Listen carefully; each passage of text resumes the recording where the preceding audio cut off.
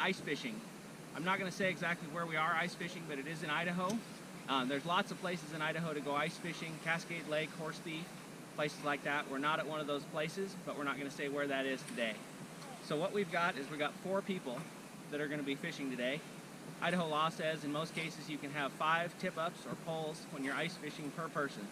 So today we've drilled 10 holes. That's all we're going to use. So we've got 5 in a row here, we've got 5 in a row over here. And the first thing we're going to do, we've already made sure the ice is safe. We've got about 2 feet of ice. So what we're going to do is we're going to get the holes ready. We've got 2 different kinds of fishing equipment we're using today.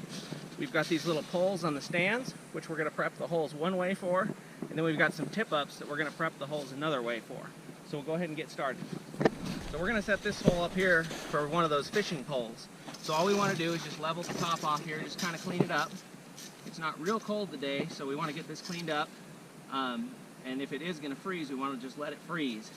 Then we want to go through and pull out all the ice shavings that are in the holes.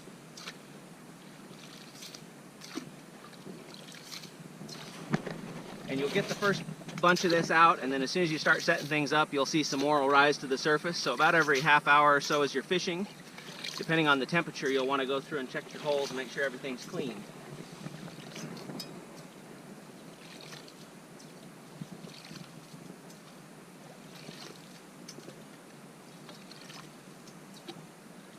So I got most of it for this first one. Again, this is going to be set up for one of the poles. So we'll go down here and we'll set up the next one. We're going to set it up for one of the tip-ups. So we really don't have any wind right now, but the wind is coming to what we do have from this direction. So we're going to want to put the flag from the tip-up this direction so the wind doesn't trigger the tip-up. So we want to, again, level the top off just like we did before. But what we want to do is on the leeward side of the hole, we want to take a chunk out right here. And that's going to be where the tip-up's going to sit. So then we'll go ahead in the same way, we'll just clean the hole out.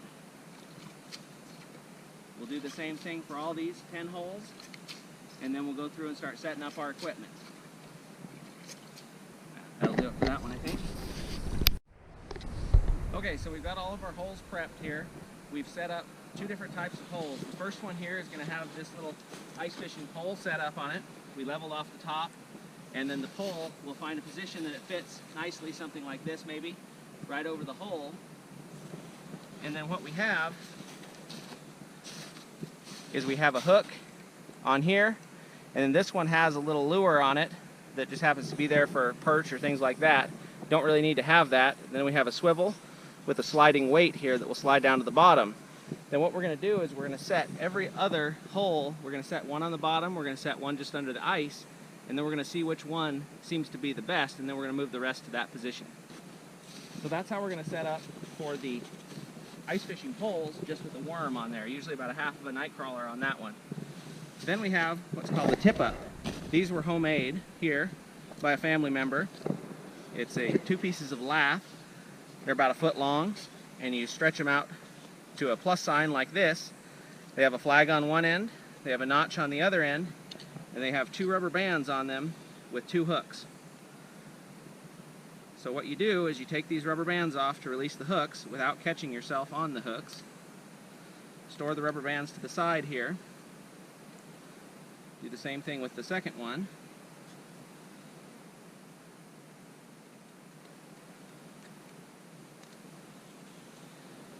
And then once we unwind this, we have a hook on the bottom, then we have a sinker and another hook up top. And then what we're going to do is we're going to drop this down the hole, the same thing, alternating one deep and one shallow. Once we get it to the position we want it, we take the string, we're going to make a half hitch around like this, behind itself, put it behind the eye, but all the way to the front, just like that, and then we're going to dangle the line right off the tip. And this will sit perfectly balanced in the hole just like this, and then when the fish bites, it'll either bounce just like that, or it could stand all the way straight up like that, and that's where it gets its name, the tip-up. So we're going to go ahead and get these all set up. We're going to put a half of a worm or even a third of a worm on each one, depending on how big they are.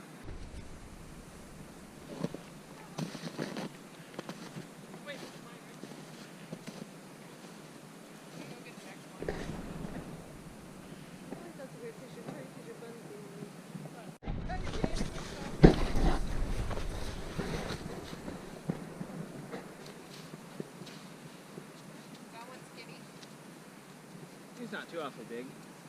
Can I throw him back? Up to you. He kind of looks funny with the color too. Catch and release.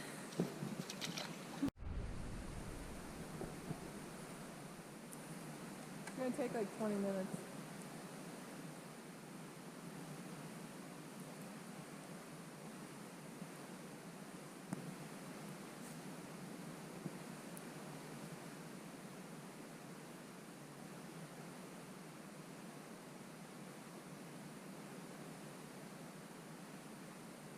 Alright, so we're just about wrapped up here for the day. These are the 5 that we're going to be taking home today. We've probably caught around 20 altogether between the 4 of us. So we had a great day, beautiful weather. It was one of the warmest days ice fishing I've ever had. So hope everybody enjoyed the video. Please like, comment, subscribe. Let me know if you like videos like this. We did some testing this time with the GoPro to see if it actually worked. So hope everybody enjoyed the video. We'll see you next time at Milo Farms.